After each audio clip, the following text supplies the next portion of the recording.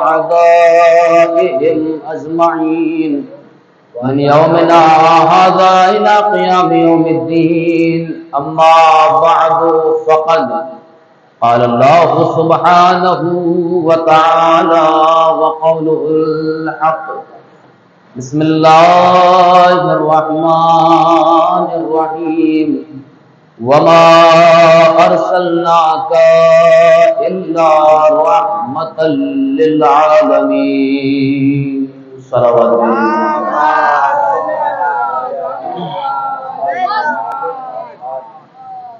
حضرات ماتمداران اسیران کربلا، عزاداران امام حسین علیہ السلام، بطفیل چہردہ معصومین اور بطائل محمد وآل محمد، اس مجلس عزا کو آپ کے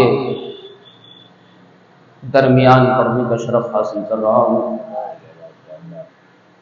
پروردگار عالم کا لاکھ لاکھ شکر ہے کہ اس نے ہماری تقدیر کے صفحات کو فرش عزا کے صدقے میں بلند کر دیا۔ خدا بند عالم کا لاکھ لاکھ شکر ہے کہ اس نے ہمارے نصیب میں غم اہل بیت کو لکھ دیا۔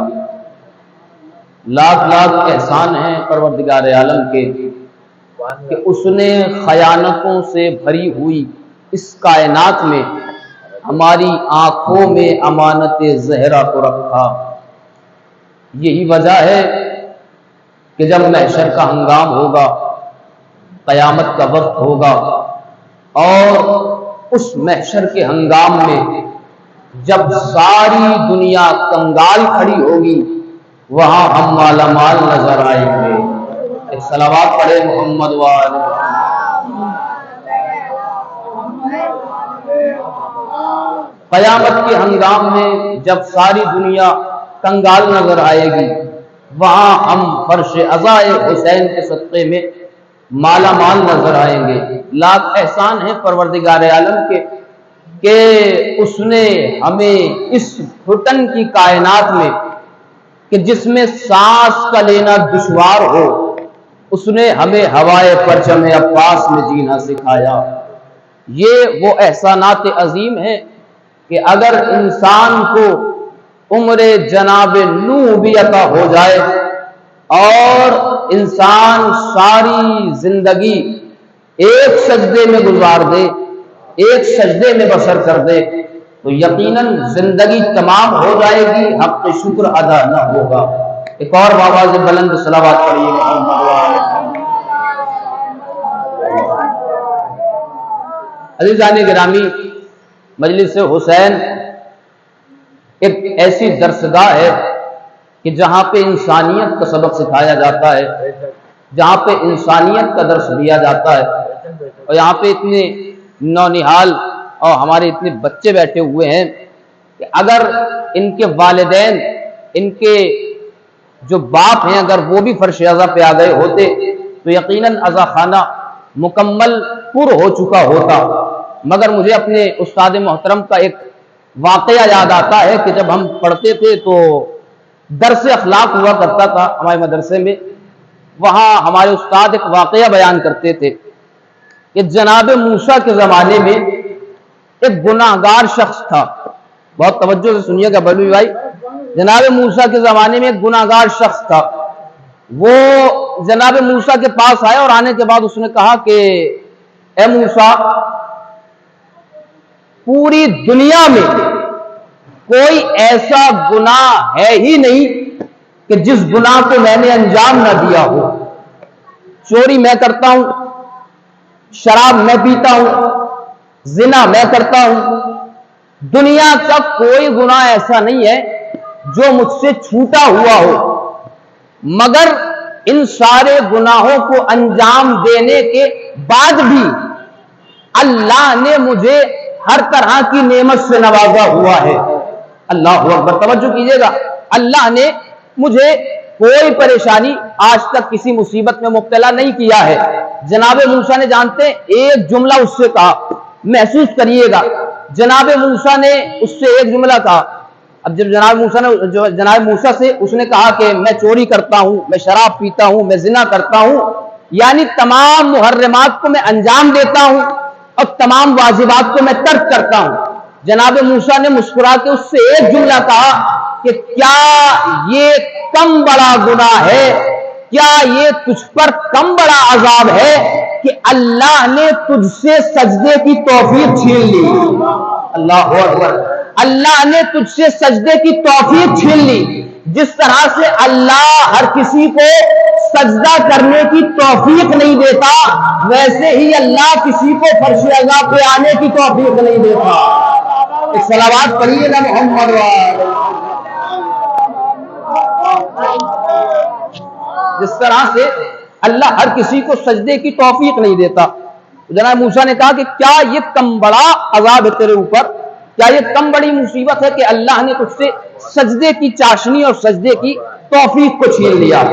اب توجہ کیجیے گا عزیزان گرامی، دیکھیے ہر نبی کا اپنے دور میں ایک معجزہ رہا ہے، ہر نبی کا اپنے وقت میں ایک معجزہ تھا۔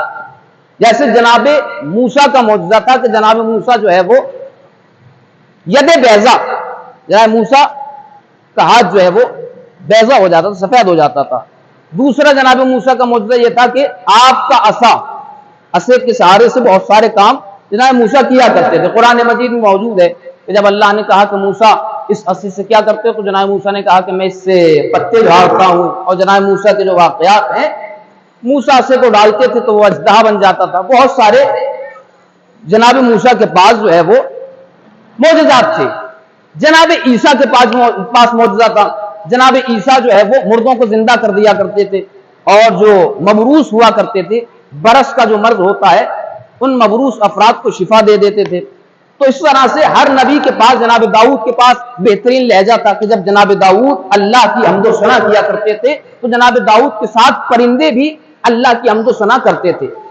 لیکن ان سب معجزات کے ساتھ ہر نبی کا معجزہ اس وقت ختم ہو گیا کہ جب وہ نبی دنیا سے رخصت ہو گیا۔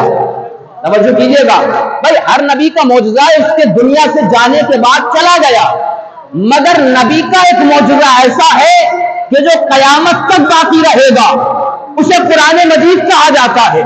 اللہ اکبر، مجھے یہاں پہ ایک جملہ یاد آ رہا ہے کہ نبی کا ایک اور معجزہ تھا۔ یہاں پہ دھوپ نکل رہی ہے تو مجھے ایک جملہ یاد آ رہا ہے۔ نبی کی ایک صفت یہ تھی، جس طرح سے ہم دھوپ میں کھڑے ہو جائیں تو ہم دھوپ میں جب کھڑے ہوں گے تو ہمارا سایہ پڑتا ہے، نبی کا سایہ نہیں تھا۔ توجہ کیجیے گا، نبی جب دھوپ میں کھڑے ہوتے تھے تو سایہ نبی کا نہیں ہوتا تھا، اور سایہ انسان کو ویسا ہی دکھاتا ہے جیسا انسان ہوتا ہے۔ اگر ہم دھوپ میں کھڑے ہو جائیں تو ہمارے سر پہ ٹوپی ہے تو سائے میں بھی ٹوپی ہی آئے گی، اگر میں شیروانی پہنے ہوئے ہوں تو سائے میں شیروانی ظاہر ہوگی۔ اس کا مطلب یہ ہے کہ سایہ ویسا ہی دکھاتا ہے کہ جیسا سایہ ہوتا ہے، یعنی سایہ ہوتا ہے جیسا۔ توجہ کیجیے گا، سایہ ہوتا ہے جیسا، یعنی انسان جیسا ہوگا ویسا ہی سائے میں ظاہر ہوگا۔ نبی کا سایہ نہیں تھا، نبی کا سایہ نہ ہونے کی وجہ یہ تھی کہ اللہ کو یہ گوارا نہیں تھا کہ نبی کا سایہ بھی نبی جیسا ہو جائے۔ توجہ ہے عزیزان گرامی، بھائی اللہ کو یہ گوارا نہیں تھا۔ ظاہر سی بات ہے، جب ہم چلتے ہیں، روڈ پہ چلتے ہیں تو ہمارے سائے پہ لوگوں کے قدم بھی پڑتے ہیں۔ اللہ کو یہ گوارا نہیں تھا کہ نبی کے سائے پہ بھی کسی کا قدم پڑ جائے۔ سبحان اللہ، اللہ کو یہ گوارا نہیں تھا کہ نبی کا سایہ بھی نبی جیسا ہو جائے۔ جو میں نظر کر رہا ہوں، اللہ کو یہ گوارا نہیں تھا کہ نبی کا سایہ بھی نبی جیسا ہو جائے۔ تو جب نبی کا سایہ نبی جیسا نہیں ہو سکتا تو نبی کا ہمسایہ نبی جیسا۔ ایک صلوات بھیجے محمد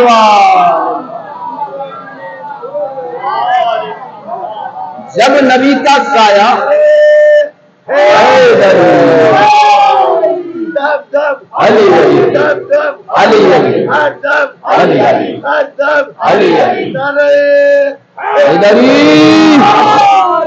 اللہ کو یہ گوارا نہیں تھا کہ نبی کا سایہ بھی نبی جیسا ہو۔ تو جب نبی کا سایہ نبی جیسا نہیں ہو سکتا تو ٹیڑھی میڑھی شکلوں کے لوگ آج یہ دعوے کرے کہ نبی ہم جیسے، اللہ اکبر، جو خود اپنے چہرے کو دیکھ کے شرما جائیں اگر آئینے کے سامنے آ جائیں تو، اور لوگ آج دعوے کرتے ہیں کہ نبی ہم جیسے، نبی ہم جیسے، نبی ہم جیسے۔ اللہ نے نبی کے سائے کو بھی نبی جیسا نہیں بنایا، اللہ اکبر۔ تو عزیزان گرامی، اس آیہ مجیدہ کی میں نے تلاوت کی ہے۔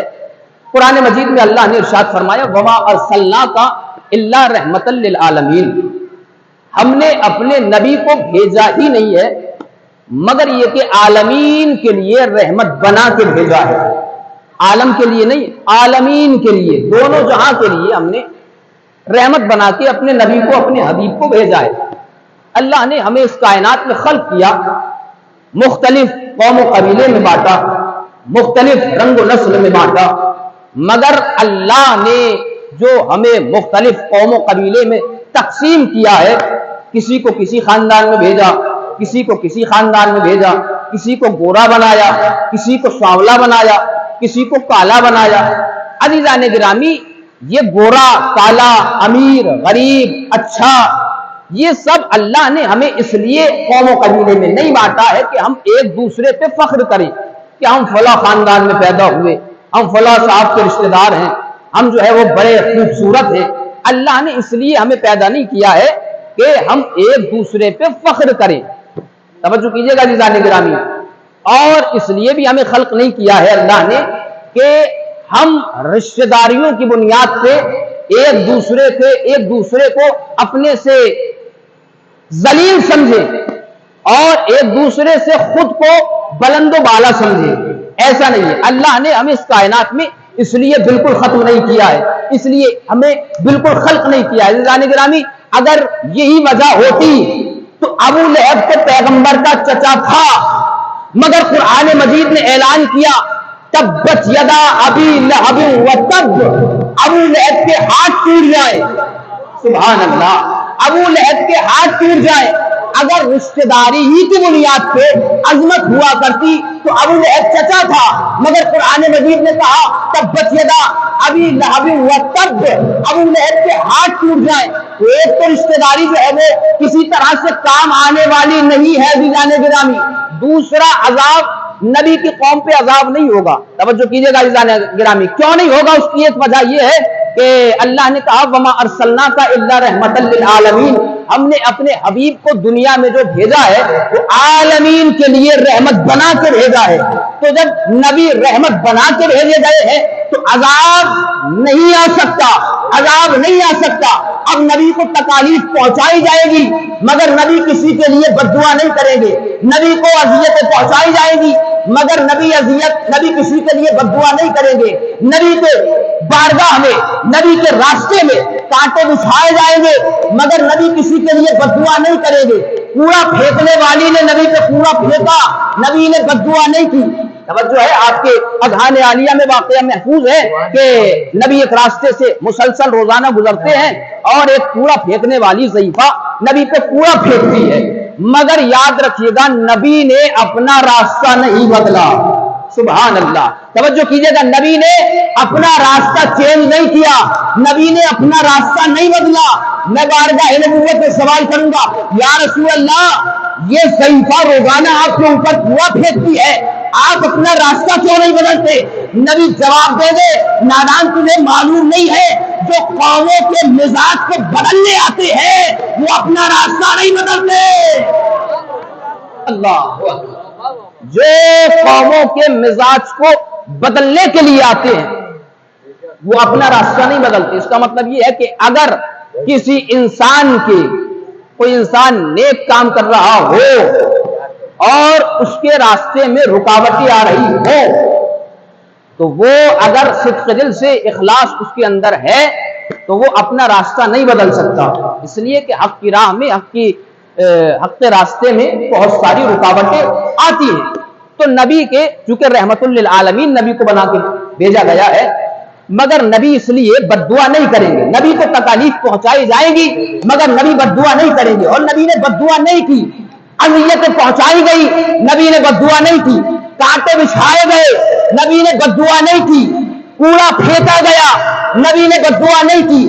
مگر ایک موقع ایسا آیا کہ جب نبی نے, یہی رحمت للعالمین نبی ہے کہ جو علی کو اپنے ہاتھوں پہ اٹھا کے کہہ رہا ہے اللہم والے من والا ہو وعاد من آدھا ہو, معمول اسے دوست رکھنا جو علی کو دوست رکھے, اسے دشمن رکھنا جو علی کو دشمن رکھے. اللہ یہی رحمت للعالمین نبی ہے کہ جو دعا کر رہا ہے, بد دعا کر رہا ہے دشمنان علی کے لیے.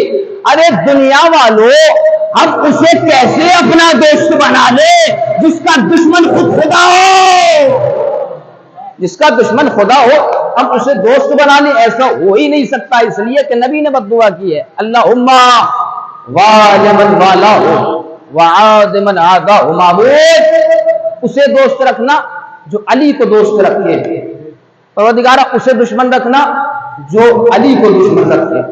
اور معبود حق کو ادھر موڑ دے کہ جہاں جہاں علی جائے. اللہ حق کو ادھر ادھر موڑ دے جدھر جدھر علی جائے. علی کو ادھر نہیں کہا کہ علی کو ادھر موڑ دے جدھر حق جائے. اس کا مطلب یہ ہے کہ حق وہاں ہوگا جہاں علی ہوں گے. ایک صلوات دے دے محمد والے.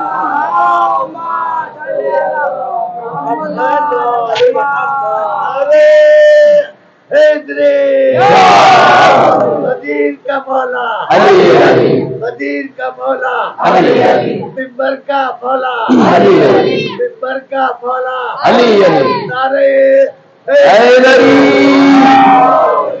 عزیزان گرامی, حق کو ادھر موڑ دی جہاں رنگ نسل قوم و قبیلہ یہ بالکل بھی فخر کا مقام نہیں ہے کسی بھی انسان کے لیے کہ کوئی فخر کرے کہ ہم فلاں قبیلے میں پیدا ہوئے, ہم فلاں خاندان میں پیدا ہوئے. عزیزان گرامی دیکھیے, جب ہم اپنے سے کسی کو بہتر سمجھتے ہیں تقوی کے اعتبار سے, پیسے کے لحاظ سے نہیں, خوبصورت ہونے کے لحاظ سے نہیں, تقوی کے لحاظ سے اگر ہم کسی کو اپنے سے بہتر سمجھتے ہیں کہ فلاں صاحب ہم سے زیادہ متقی ہیں, ہم سے زیادہ پرہیزگار ہیں, تو ہم کہتے ہیں کہ ہمارے لیے دعا کیجئے گا. کہتے ہیں کہ نہیں کہتے؟ اگر ہم کسی کو اپنے سے بہتر سمجھتے ہیں ہم اس وقت کہتے ہیں کہ ہمارے لیے دعا کیجئے گا, ہمارے حق میں دعا کیجئے گا. یہ سب کے ساتھ ہوتا ہے. اچھا, جیسے ہم آج کے زمانے میں کہتے ہیں کہ ہمارے لیے دعا کیجئے گا, ہمارے لیے دعا کریے گا, ہم فلاں مصیبت میں گرفتار ہیں, ہم فلاں مشکل میں جو ہے وہ گرے ہوئے ہیں, ویسے ہی اس زمانے میں لوگ نبی کے پاس آتے تھے اور پیغمبر کے پاس آنے کے بعد کہتے تھے یا رسول اللہ ہمارے لیے دعا کیجئے گا. اب مجھے نہیں معلوم آپ کس طرح سے سنیں گے, میرا حق سنانے کا ہے, آپ کو سننا ہے, چاہے بالکل خاموشی کے ساتھ سن لیجئے, چاہے علی کے فضائل کو سبحان اللہ کہہ دیجئے گا. مگر عزیزان گرامی نبی نے کس انداز سے لوگوں کے لیے دعائیں کی ہیں. تاریخ کہتی ہے کہ جب لوگ نبی کے پاس آتے تھے اور آنے کے بعد کہتے تھے کہ یا رسول اللہ ہمارے حق میں دعا کیجئے, یا رسول اللہ ہمارے حق میں دعا کیجئے, یا رسول اللہ ہمارے لیے دعا کیجئے, تو پیغمبر اعظم اپنے ہاتھوں کو بلند کرتے تھے. تو ہاتھوں کو بلند کرنے کے بعد کہتے تھے اللہم ارحم لفلا ابن فلا بحق علی ابن ابی طالب. سبحان اللہ. اللہم ارحم لفلا ابن فلا بحق علی ابن ابی طالب. اب ہر دور میں دیکھیے نسلیں تو اپنا پتہ خود دے دیتی ہیں. ہر دور میں یہ ہوا ہے کہ کچھ لوگ علی سے جلتے ہیں, کچھ لوگ علی سے محبت کرتے ہیں, کچھ لوگوں کا چہرہ اس وقت اتر جاتا ہے کہ جب علی کے فضائل بیان کیے جاتے ہیں, اور کچھ لوگوں کا دل اس وقت خوش ہو جاتا ہے کہ جب علی کے فضائل جو ہے وہ بیان کیے جاتے ہیں. صلوات پڑھیے محمد وآل محمد. کیجیے گا. تو لوگ آتے تھے اور آنے کے بعد کہتے تھے یا رسول اللہ ہمارے حق میں دعا کیجیے. پیغمبر ہاتھوں کو بلند کر کے کہتے تھے اللہم ارحم لفلاں ابن فلاں بحق علی ابن ابی طالب. ایک صلوات پڑھیے محمد والے محمد.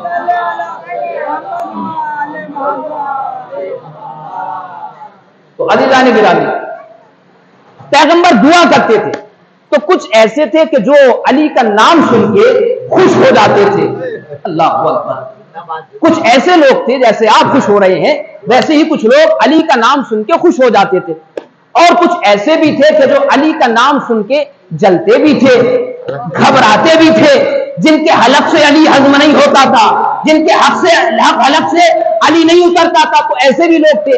اب لوگ آپس میں کہتے تھے کہ یار یہ کیا معاملہ ہے، جب بھی کوئی دعا کرانے کے لیے آتا ہے تو نبی ایک ہی دعا کرتے ہیں، علی ہی کے نام سے دعا کرتے ہیں کہ اللہم ارحم لفلاں ابن فلاں بحق علی ابن ابی طالب، کہ فلاں ابن فلاں کی دعا قبول کر لے، اس پہ رحم فرما علی ابن ابی طالب کے حق سے۔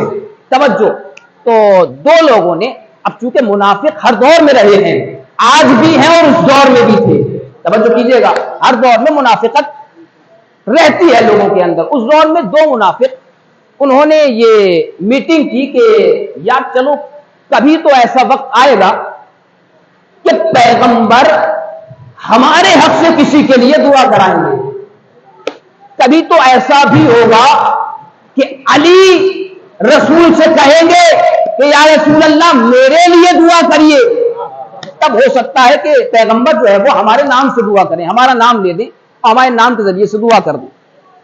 3 برس کے مسلسل منافقوں کے انتظار کے بعد وہ ایسا وقت آیا کہ مسجد نبوی چھلک رہی ہے، پیغمبر منبر پہ بیٹھے ہوئے، ایک مرتبہ کعبے میں آنے والا علی مسجد میں داخل ہوا، سبحان اللہ، کعبے میں آنے والا علی مسجد میں آیا اور آنے کے بعد پیغمبر سے کہا یا رسول اللہ میرے حق میں دعا کیجئے۔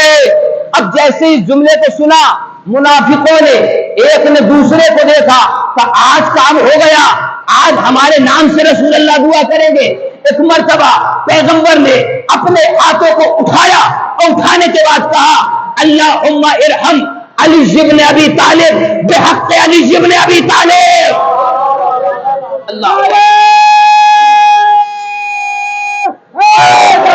پہلے سے زیادہ خراب ہو گیا، پہلے سے زیادہ خراب ہو گیا مائک علی، کعبے کا مولا مائک پہلے سے زیادہ خراب ہو گیا۔ بتوں کو توڑے اور بتوں کو توڑے اور ہتھوڑا لٹکاوے، نعرے حیدری، اللہم ارحم علی ابن ابی طالب بحق علی ابن ابی طالب۔ عزیزان گرامی، منافقوں نے جیسے ہی یہ جملہ سنا گھبرا گئے، کہا یہ تو غضب ہو گیا۔ اب ایک نے دوسرے سے نگاہوں میں کہا کہ پوچھو ذرا معاملہ کیا ہے، پوچھو ذرا ماجرا کیا ہے، پوچھو ذرا واقعہ کیا ہے۔ ایک مرتبہ ایک منافق کھڑا ہوا، صلوات پڑھیے محمد والے محمد۔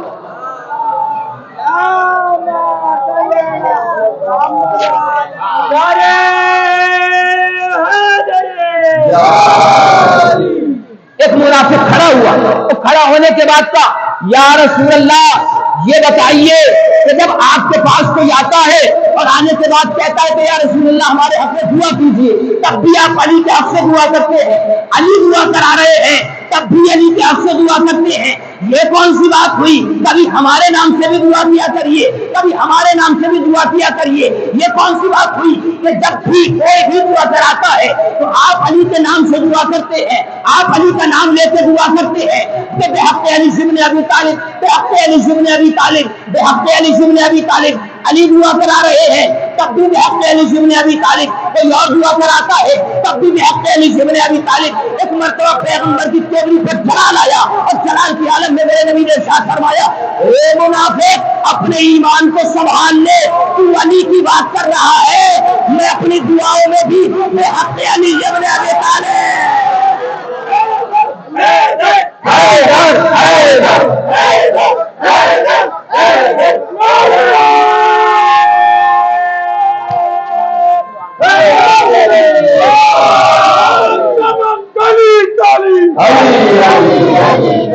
نگر نگر گلی گلی توئی وقتی توئی علی نعرہ حیدری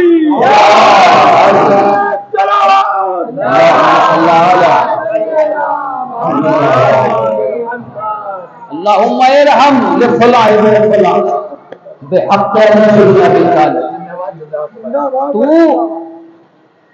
علی کی بات کر رہا ہے، میں جب اپنے لیے دعا کرتا ہوں تب بھی یہی دعا کرتا ہوں کہ بحق علی ابن ابی طالب۔ تو علی سے ہر دور میں ہر زمانے میں لوگ بغض رکھنے والے رہے۔ کچھ لوگوں کا چہرہ علی کے فضائل سن کے بگڑ جاتا ہے، کچھ لوگوں کا چہرہ علی کے فضائل سن کے سنور جاتا ہے۔ توجہ کیجیے گا عزیزان گرامی، دیکھیے تو یہ قوم قبیلہ رنگ نسل بالکل بھی جو ہے وہ فخر کا مقام نہیں ہے۔ اسلام میں ایسا نہیں ہے کہ کوئی صاحب بہت زیادہ خوبصورت ہو تو وہ اسلام میں ایسا ہے کہ وہ اسلام میں آ جائیں، اور اگر کوئی تھوڑا سا سانولے کلر کا ہے، سانولے رنگ کا ہے تو وہ اسلام سے نکل جائے، یا کوئی بہت زیادہ ٹھیک ٹھاک بدن کا ہے تو وہ اسلام میں آ جائے، اور اگر کوئی بہت زیادہ پھیلے ہوئے بدن کا ہے تو وہ اسلام سے نکل جائے۔ ایسا نہیں ہے۔ اسلام میں کسی کو ماننے یا نہ ماننے کا معیار تقویٰ ہے۔ اِنَّ اَكْرَمَكُمْ عِندَ اللَّهِ أَتْقَاكُمْ، تم میں صاحب عزت وہ ہے کہ جو صاحب تقویٰ ہے۔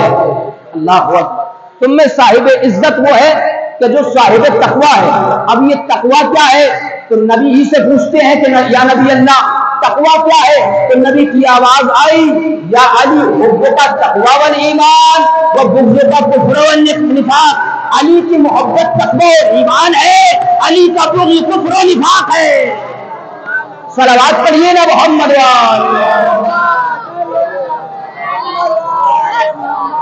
علی کی محبت۔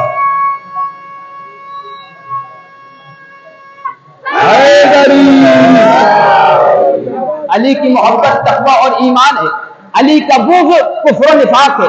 تو رنگ نسل قوم قبیلہ بالکل بھی فخر کا مقام نہیں ہے۔ اگر ایسا ہی ہوتا تو پیغمبر نے جب اذان کے لیے آواز دی تو پیغمبر کسی عرب کو بلاتے کہ آؤ اذان کہو، مگر پیغمبر نے آواز دی بلال آؤ ذرا گلدستہ اذان پہ آؤ اذان کہو۔ اللہ اکبر، بھئی عربوں کو اپنے مخارج پہ بڑا ناز تھا، سبحان اللہ، عربوں کو اپنے مخارج پہ اپنی عربی پہ بڑا ناز تھا، مگر پیغمبر نے کسی عرب کو نہیں بلایا۔ ایک سے ایک اچھے قاریان قرآن، ایک سے ایک اچھی قرأت والے مدینے میں پڑے ہوئے تھے، مگر پیغمبر نے یہ نہیں کہا کہ فلاں صاحب آئیے آپ اذان کہیے، فلاں صاحب آئیے آپ اذان کہیے، فلاں صاحب آپ آ کے اذان کہیے۔ پیغمبر نے بلال کو بلایا کہ بلال آؤ گلدستہ اذان پہ آ کے اذان کہو۔ بلال آئے، بلال نے اذان کہی، اشہد اللہ کی جگہ اشہد اللہ کہا، مگر لوگوں کے شکوے شروع ہو گئے کہ یا رسول اللہ یہ اشہد اللہ نہیں کہتا، یہ اشہد اللہ کہتا ہے، شین نہیں کہہ پاتا، سین کہتا ہے۔ کسی میں ہمت نہیں ہے کہ گلدستہ اذان سے بلال کو ہٹا دے، بلال کو ہٹا دے، بلال کو ہٹا دے۔ توجہ، بلال کو کسی میں ہٹانے کی ہمت نہیں ہے، بس شکوے کر رہے ہیں یا رسول اللہ سین کہتا ہے، شین نہیں کہہ پاتا، سین کہتا ہے، شین نہیں کہہ پاتا۔ پیغمبر نے ایک مرتبہ جواب دیا سین و بلال شین و عند اللہ، بلال کی سین اللہ کے نزدیک سین ہے۔ سبحان اللہ و عزیزان گرامی، پیغمبر نے فرمایا سین و بلال شین و عند اللہ، بلال کی سین اللہ کے نزدیک سین ہے۔ پیغمبر نے چونکہ گلدستہ اذان پہ بلال کو خود کہا کہ بلال آؤ اور اذان دو، لہذا کسی میں ہمت نہیں ہے کہ بلال کو ہٹا دے، بلال کو گلدستہ اذان سے الگ کر دے۔ تو عزیزان گرامی یہ کیوں نہیں ہٹایا جا رہا ہے؟ اس لیے کہ بلال کو نبی نے کہا ہے، نبی نے بلایا ہے، نبی نے لگایا ہے، نبی نے چنا ہے کہ اذان بلال ہی کہے گا، اذان بلال ہی کہے گا۔ تو قانون یہ بنا کہ اس کو کوئی ہٹا ہی نہیں سکتا کہ جس کو نبی نے چنا ہو۔ اللہ اکبر، بھائی مؤذن ہی کیوں نہ ہو، اگر نبی نے چنا ہے تو پھر ہٹا نہیں سکتے۔ مؤذن ہی کیوں نہ ہو، اگر نبی نے چنا ہے تو پھر ہٹا نہیں سکتے۔ تو بھیا جب نبی کا چنا ہوا مؤذن نہیں ہٹا سکتے تو نبی کا چنا ہوا مولا کیسے؟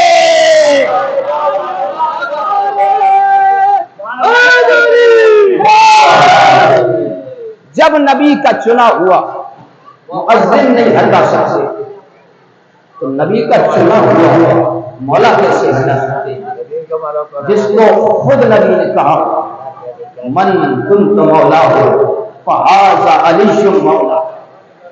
تو ان اکرمکم عند اللہ اتقاکم، تم میں صاحب عزت وہ ہے کہ جو صاحب تقویٰ ہے۔ اسلام میں رنگ نسل قوم قبیلہ بالکل بھی فخر کا مقام نہیں ہے کہ ہم بہت زیادہ خوبصورت ہیں تو ہماری اسلام میں بہت عزت ہوگی۔ ہم سانولے ہیں، ہم کالے ہیں تو ہماری اسلام میں عزت نہیں ہوگی۔ اسلام چہرے کی خوبصورتی کو نہیں دیکھتا، اسلام دل کی خوبصورتی کو دیکھتا ہے۔ ایک صلوات پڑھیے محمد وعلیہ۔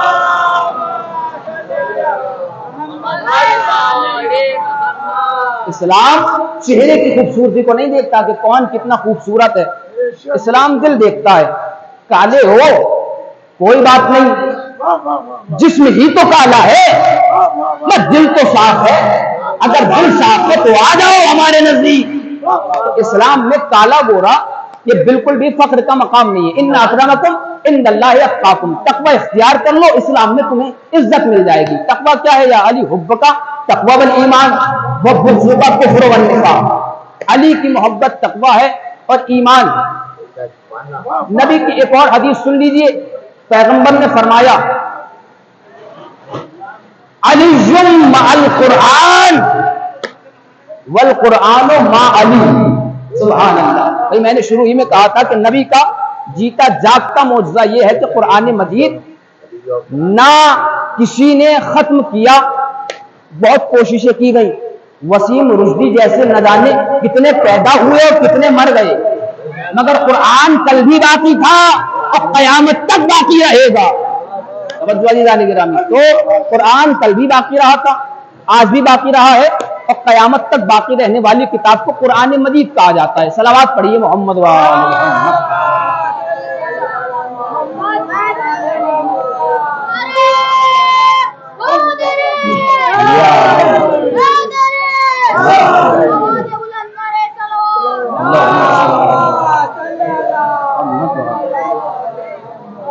ان اکرمکم عند اللہ اتقاکم، تم میں صاحب عزت وہ ہے کہ جو صاحب تقوی ہے۔ تقوی ہے یا علی حب کا تقوی والایمان وبغض کا کفر والنفاق۔ علی جمع القرآن والقرآن مع علی، علی قرآن کے ساتھ ہے اور قرآن علی کے ساتھ ہے۔ توجہ، قرآن علی کے ساتھ ہے، علی قرآن کے ساتھ ہے۔ اس کا مطلب یہ ہے کہ جو جو صفات قرآن کی ہیں وہی صفات علی کی بھی ہونی چاہیے۔ یعنی اگر قرآن کے لیے یہ ہے کہ قرآن پاک ہے تو علی بھی پاک ہے۔ توجہ کیجیے گا، اگر قرآن طاہر ہے تو علی بھی طاہر ہے، اگر قرآن ہادی ہے تو علی بھی ہادی ہے، اگر قرآن چراغ ہے تو پھر علی بھی چراغ ہے، اگر قرآن ہدایت ہے تو علی بھی ہدایت ہے۔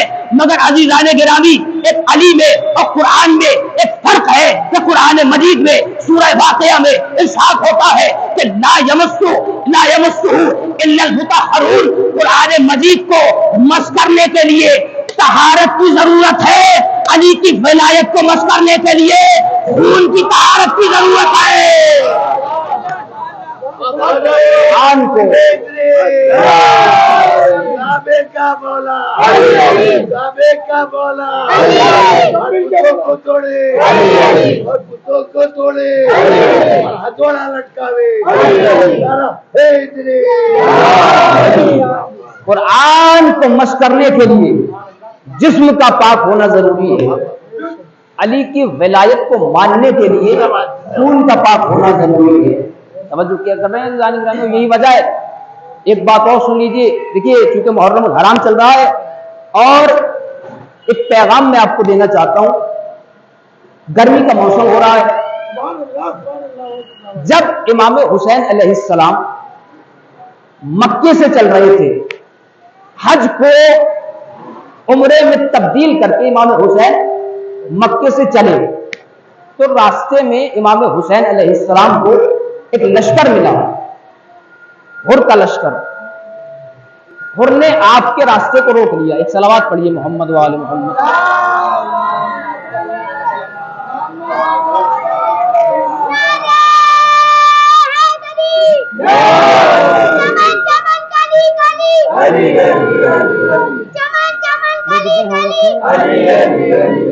ایسا کر دیجیے کہ ہم مسائل صحیح سے پڑھ لیں۔ ہاں ان کو تھوڑی کر دیجیے صحیح سے، جیسے تو جب امام حسین علیہ السلام مکے سے چلے، ہر کا لشکر درمیان میں ملا۔ ہر نے امام حسین کو روکا امام حسین کی دیکھیے، امام حسین میں نے پہلے بھی کہا کہ ہمیں یہ مجلسیں جو ہے وہ انسانیت کا درس دیتی ہیں، یہ مجلسیں ہمیں انسان بناتی ہیں۔ دنیا میں سب سے بڑی چیز ہے انسانیت، اگر کسی کے اندر انسانیت ہے تو وہ انسان ہے۔ امام حسین نے جب دیکھا کہ گرمی کا موسم ہے، صحرا ہے، بیابان ہے، حر کا لشکر پانی سے تڑپ رہا تھا، جہاں بلک تھا پانی سے، ایک مرتبہ ایک صلوات پڑھیے محمد و آل محمد۔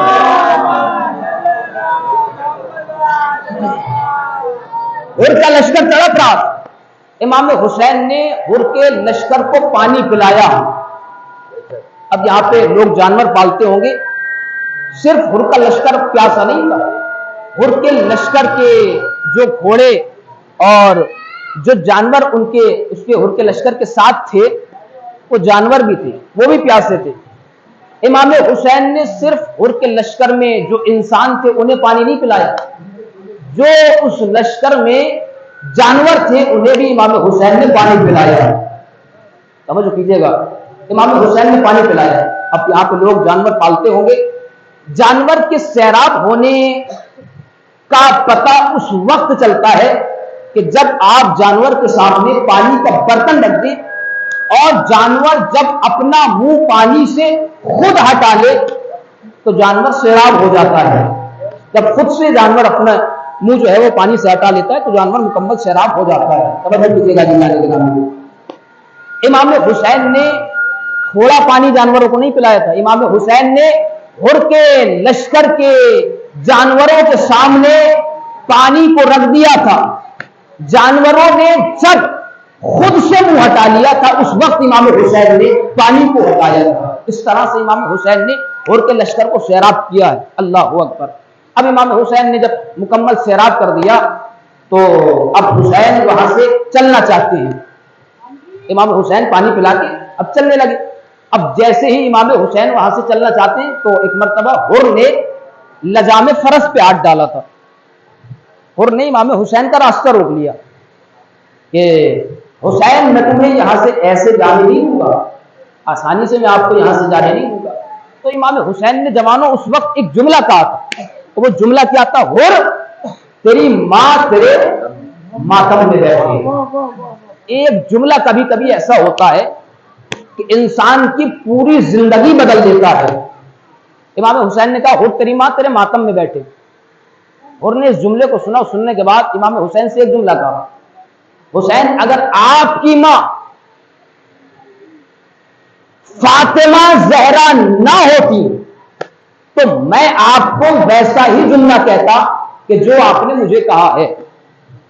اتنی بات ہوئی، امام حسین وہاں سے رخصت ہو گئے اور وہاں سے چلا گئے، مگر ایک جملہ کہ حر تیری ماں تیرے ماتم میں بیٹھے حر کے دماغ میں چل رہا ہے، حر کے دماغ میں، حر کے ذہن میں بس ایک ہی جملہ ہے کہ حسین نے کہا ہے کہ حر تیری ماں تیرے ماتم میں بیٹھے۔ حر پریشان ہے، شب عاشور ہے، حر پریشان ہے، حر کے ذہن میں چونکہ بس ایک ہی جملہ چل رہا ہے حر تیری ماں تیرے ماتم میں بیٹھے، اور ایک جملہ اور۔ جب حر وہاں سے اضطراب کے عالم میں امام حسین کی خدمت میں آیا تو اس وقت جب حر آگے قدموں میں گرا کہ فرزند زہرا کیا مجھ گناہگار کی معافی ہو سکتی ہے، تو امام حسین نے ایک اور جملہ کہا تھا، حر انتا حر فی الدنیا والآخرہ، حر تو یہاں بھی آزاد ہے تو وہاں بھی آزاد ہے۔ توجہ، جملہ میں آپ کو دینے چاہ رہا ہوں، حر تو یہاں بھی آزاد ہے تو وہاں بھی آزاد ہے۔ عزیزان گرامی، اس کے بعد ایک اور جملہ امام حسین نے کہا، حر تیری ماں نے تیرا کیا نام رکھا ہے؟ حر، سبحان اللہ۔ امام حسین نے کہا حر تیری ماں نے تیرا کیا نام رکھا ہے؟ حر، یہاں بھی آزاد ہے وہاں بھی آزاد ہے۔ میں کہوں گا مولا آپ نے یہ کیوں کہا کہ حر تیری ماں نے تیرا بڑا پیارا نام رکھا ہے؟ مولا صرف اتنا کہہ دیا ہوتا کہ حر تیرا نام بڑا پیارا ہے، حر تیرا نام بڑا اچھا ہے۔ عزیزان گرامی، امام حسین ہمیں پیغام دینا چاہتے ہیں کہ بچہ حسین پہ اسی وقت قربانی دے گا جب اس کی ماں شریف ہو۔ بچہ کردار ماؤ کی اولادیں حسین پہ قربانی نہیں دیتے.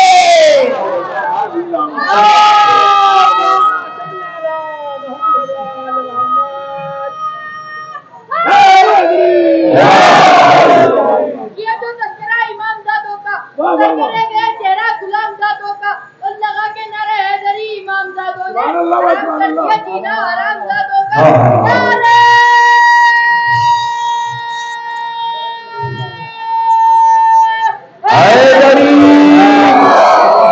اور تیری ماں تیرے ماتم میں رہے. امام حسین نے دیکھیے بھوک و پیاس کے عالم میں امام حسین نے کیا خیال رکھا ہے مادر حر کا. ایسے وقت میں تاریخ کے چہرے سے نقاب کو ہٹایا تاکہ کل تاریخ یہ لکھ سکے کہ حر امام حسین کی بارگاہ میں اس لیے آیا تھا کہ حر کی ماں شریف تھی. اگر لشکر یزید میں کسی اور کی ماں نیک کردار ہوتی تو وہ امام حسین کی بارگاہ میں آیا، مگر عصر عاشور حر آیا اور آنے کے بعد حسین کے قدموں میں گرا. فرزند رسول ہماری معافی ہو سکتی ہے. امام حسین نے کہا حر ہم نے تجھے معاف کیا، انت حر فی الدنیا ولا حرا، تو دنیا میں بھی آزاد ہے اور آخرت میں بھی آزاد ہے. ایک اور جملہ امام حسین نے اپنی غربت کا بیان کیا. حر تو آیا ہے، جب ہمیں راستے میں ملا تھا تو ہم نے تیری ضیافت پانی کے ساتھ کی تھی، مگر حر آج زہرا کا لال اتنا غریب ہو چکا ہے کہ تیرے آنے پہ تجھے پانی نہیں ملا سکتا. جزاک اللہ خیر. حسین اپنی غربت کا اعلان کر رہے ہیں. اے حر ہم اتنے غریب ہو چکے ہیں کہ ہم تجھے پانی نہیں ملا سکتے. عزیزانو امام حسین سے بولنے کا مولا میں تو اس وقت مانوں گا کہ آپ نے مجھے معاف کر دیا کہ جب آپ مجھے اور میرے بیٹے کو رن کی اجازت دے دیں، مرنے کی اجازت دے دیں. مجھے نہیں معلوم کہ کس طرح سے امام حسین نے حر کو مرنے کی اجازت دی، مگر تاریخ کہتی ہے جملہ سنیے ذرا محسوس کیجیے گا. اگر دل پہ محسوس کر لیا دل سے تو عزیزان گرامی یہاں سے گھر تک ہوتے ہوئے جائیں گے. امام حسین نے حر کے بیٹے کو مرنے کی اجازت دی. جب حر کا بیٹا مقتل میں گیا تو جانے کے بعد جنگ کی. ایک وقت ایسا آتا ہے کہ حر کا بیٹا زین سے زمین پہ آیا، آخری سلام کیا، السلام علیکم یا ابا عبداللہ. ایک مرتبہ حر نے جیسے ہی اپنے بیٹے کی آواز کو سنا تو ایک مرتبہ حر نے تلوار کو اٹھایا، زرہ کو پہنا اور مقتل میں جانا چاہتا ہے. ایک مرتبہ حسین نے حر کے کاندھے پہ ہاتھ رکھا اور ہاتھ رکھنے کے بعد فرمایا حر یہ جوان بیٹے کا مسئلہ ہے، تو برداشت نہیں کر پائے گا. میں کہوں گا مولا حسین آپ کو حر کی اتنی فکر ہے کہ جوان بیٹا برداشت نہ کر پائے. ارے اصل عاشور جوانی اکبر شہید ہوگا. حسین آواز دے رہے ہوں گے اینا یا بنیا علی اکبر تم کہاں ہو. جزاک اللہ. کوئی لوگوں نے سوائے رسول اللہ کے عزیزانو جب جناب زینب نے دیکھا کہ میرے بھیا کے لشکر میں بڑی قلت ہے تو زینب آگے بڑھی علی کی لاڈلی، اور آگے بڑھنے کے بعد کہا بھیا کیا آپ کا کوئی نہیں کہ جسے آپ بلا لیں. ایک مرتبہ امام حسین نے تھوڑی دیر سوچا، سوچنے کے بعد کہا ہاں بہن زینب مجھے یاد آیا میرا ایک بچپن کا دوست ہے حبیب بن مظاہر صدی کا، بھیا اس کو خط لکھیے. ایک مرتبہ عزیزانو امام حسین نے خط لکھا، میرا حسین الى الرجل الفقیر حبیب ابن مظاہر صدی. عزادار حسین نے خط لکھ دیا. علی کی لاڈلی آگے بڑھی کہ بھیا آپ نے خط لکھ دیا. بہن زینب میں نے خط لکھ دیا. ایک مرتبہ امام حسین سے زینب نے کہا اے میرے بھیا دو جملے میری طرف سے لکھ دیجئے. ایک مرتبہ امام حسین نے کہا اے بہن زینب بتاؤ کیا لکھوانا چاہتی ہو. اور ایک مرتبہ علی کی شیر جگر بیٹی نے کہا اے بھیا حسین لکھ دیجئے علی کی بیٹی زہرا کی لاڈلی کہہ رہی ہے ارے آنے میں دیر نہ کرنا، اس لیے کہ کہیں ایسا نہ ہو حسین ذبح ہو جائے، حسین کا سرطن سے جدا ہو جائے، زینب گزر جائے. جزاک اللہ. دربار خدا کوئی غم نہ سوائے غم مظلوم کربلا کے. حسین نے جب یہ خط لکھ دیا تو ایک مرتبہ امام حسین نے خط کو روانہ کر دیا.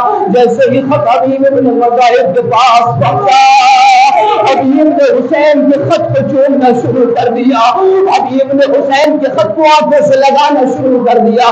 میں کہوں گا اے حبیب، ارے جس کے خط کو آنکھوں سے لگا رہے ہو، ارے چند لمحوں کے بعد اس کا لاشا کربلا کی ریت پہ پڑا ہوگا۔ جزاک اللہ دارو خدا کوئی غم نہ دے سوائے غم مظلوم کربلا کے۔ مجھے معلوم کہ کوئی امام حسین کی خدمت میں حبیب ابن مظاہر اسدی کیسے آئے، مگر دارو تاریخ کہتی ہے کہ جب امام حسین کی خدمت میں حبیب ابن مظاہر آئے ہیں تو ایک مرتبہ حسین نے کہا اے میرے لال علی اکبر، جاؤ چچا حبیب کا استقبال کرو، اے بھیا عباس، ارے جاؤ حبیب ابن مظاہر کا استقبال کرو۔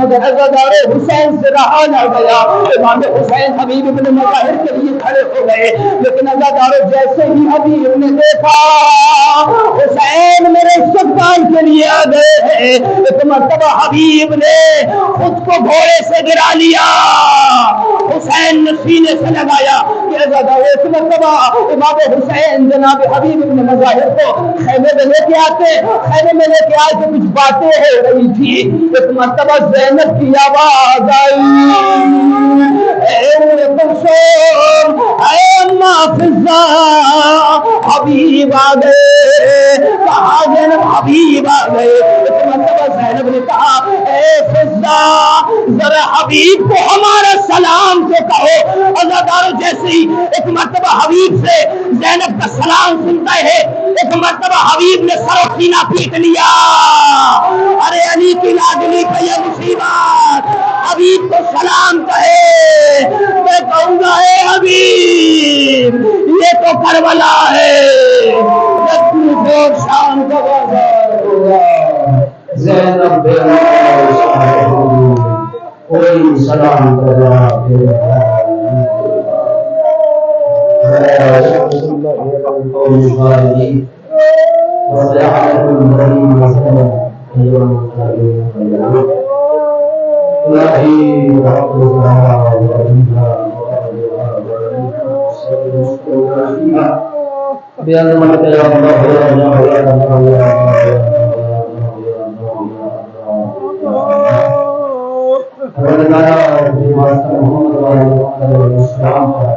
ہماری اس مختصر سی بات کو قبول فرما، جو اولاد ہم اولاد سارے ہدایت فرما، جو مقبول ہے ان کے قرض کو غیر سے ادا کرنا، فرض میں اسلام کو سربلند کرنا، فرض میں کو بڑی آپ کو سربلند کرنا۔